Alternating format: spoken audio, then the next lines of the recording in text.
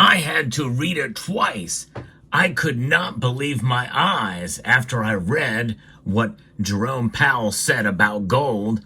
I'll explain in this video as we explore.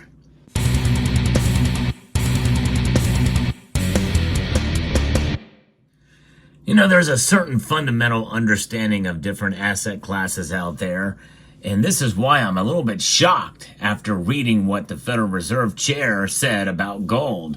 I'm going to be referencing a piece here from Quartz that tells us about what this is about.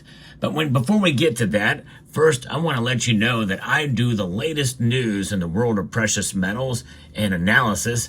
So if you enjoy what I do here, I hope you will consider pressing that thumbs up button.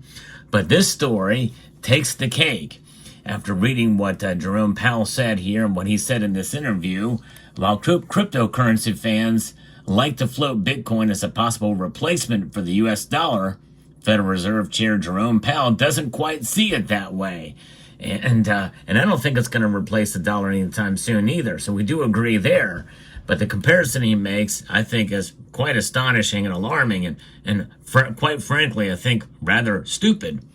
Speaking at the New York Times Deal Book Summit in Manhattan, the central banker said that Bitcoin is a speculative asset. And I'm going to stop right there because he's right about that. Bitcoin is a speculative asset. There's no question about it. It sees wild swings in its price. And that is likely not going to change anytime soon. No matter how high the price goes, there will be massive dips. And that's just what it is. It's going to be speculative.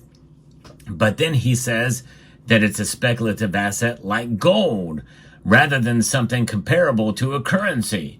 It's just like gold, only it's virtual. I could not believe it.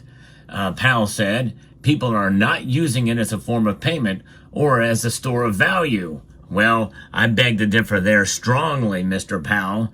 In fact, the only thing I think worse that has been said by a chair of the Federal Reserve is Ben Bernanke during testimony with Ron Paul, I think in 2011. But it's highly volatile. It's not a competitor for the dollar. It's really a competitor for gold. So he makes that comparison there. And, you know, I think he has very little understanding of both gold and Bitcoin.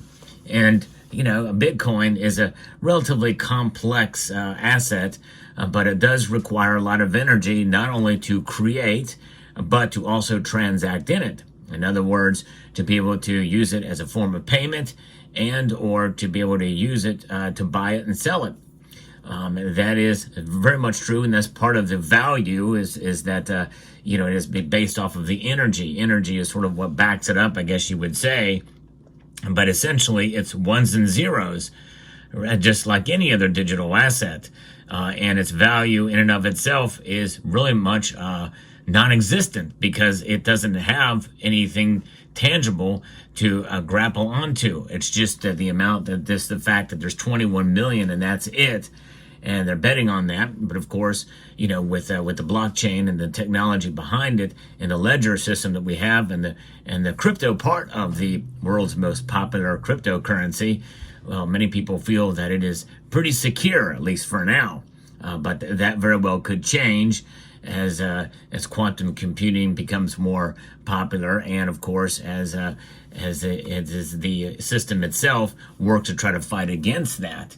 But the comments came as Donald Trump's incoming administration is expected to take steps to legitimize digital assets. On the campaign trail, Trump positioned himself as the crypto candidate, accepting campaign donations in a range of cryptocurrencies, including Bitcoin, Ether, Dogecoin, and Solana. In fact, that is true. You can indeed send payments with cryptocurrencies. In fact, even to buy gold, you can use cryptocurrencies to do that. But you know what?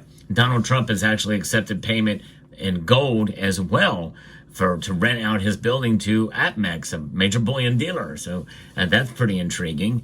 But nonetheless, gold is a currency between central banks, and you would think that that Jerome Powell would understand that and know that. But nonetheless, you know, the Federal Reserve of the United States of America, which is our central bank, doesn't own any gold. None, zero. It is the U.S. Treasury that owns the gold. But instead, the Federal Reserve, they print a lot of these, or more appropriately, or more frequently, they digitize them. But gold is an asset that is not speculative at all. Yes, the price does change, but it is a stable store of wealth and of value, as recognized by the amount of central banks that have been adding it to their vaults since 2022 at record pace. And because of that, the price has gone up, and the volatility between the metal really has not been nearly as bad as Bitcoin. But to make the comparison, well, again, uneducated or just out of sheer ignorance, the Fed chair doesn't understand the difference between the two. The only similarity between the two is they're both decentralized. That's where the similarities end.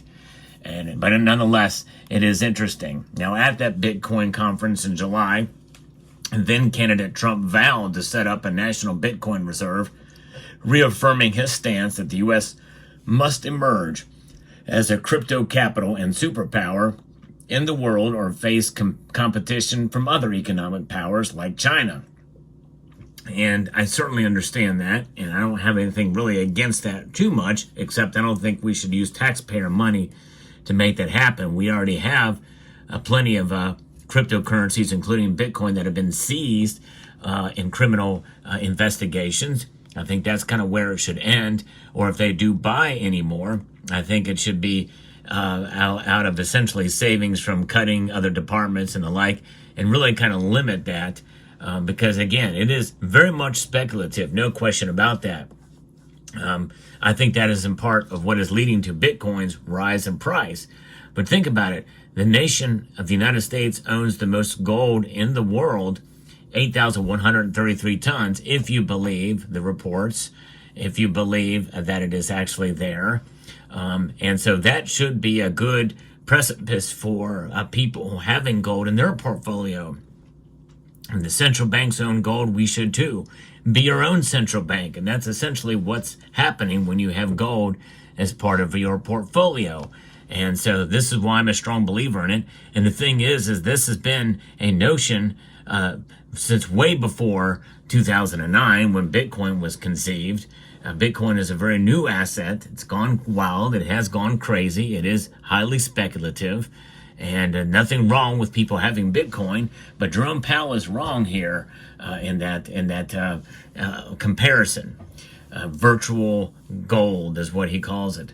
After his election win last month, Bitcoin surged to a record high after record high, surpassing the $98,000 mark before moderating. In fact, it did get about 91,000 is where it got down to a low before after that. Talk about volatility. That's big volatility there. The leading cryptocurrency traded around $96,800 as of the writing of this article, and some crypto observers still hopeful that it could cross the $100,000 milestone before the end of the year. It has a market cap of $1.92 trillion. Bitcoin surpassed silver as the 8th most valuable asset in the world with a market value of $1.75 trillion. It's still far away from gold, which is valued at nearly $18 trillion. And so, therefore, that's another area. I mean, there's a lot of other companies and assets that have larger market caps, but, gold and really, in a sense, silver as well, too, much more stable, much more established, and much more of a store of value as well. When asked whether Powell would own crypto, the Fed chair simply said, not allowed to. Well, I think in his private life, he probably can. Powell did not address whether the Federal Open Market Committee, the Fed's decision-making arm, would carry out a third consecutive interest rate cut following its December 17th and 18th meeting. He noted, however, that inflation is slightly hotter than the central bank expected. Growth is definitely stronger than we thought, and inflation is coming a little higher. The good news is that we can afford to do a little more, be a little more cautious as we try to find neutrality. Now, We know that the Fed's target for inflation is 2%. And one thing for sure, the dollar is known, and with their 2% target, for decreasing in value year after year. That is something we can count on. There's three things we can count on: death, taxes, and inflation. And even if the inflation is at a target of 2% inflation, it still is. Gold never inflates. Not one single time does gold inflate.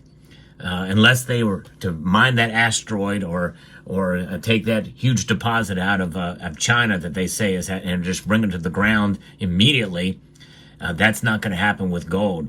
Yes, the price may fluctuate. Yes, there may be periods of times where the price may spike and then for a long time trade, in a stagnant area for a while. But those are spikes and dips in the market, and that's the market's determination of price.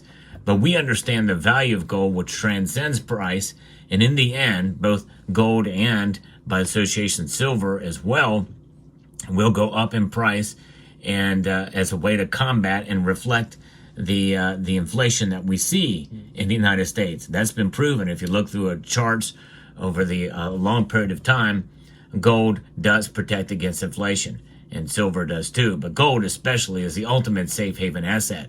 So there you have it. Let me know what your thoughts are about this story. I was just godsmacked when I heard him say this about gold, comparing it to Bitcoin. Crazy. All right, let me know what your thoughts are down in the comments section below. I'd like to extend a multitude of gratitude to each and every one of you for taking the time to watch, and to encourage you to please rate, share, comment, and subscribe.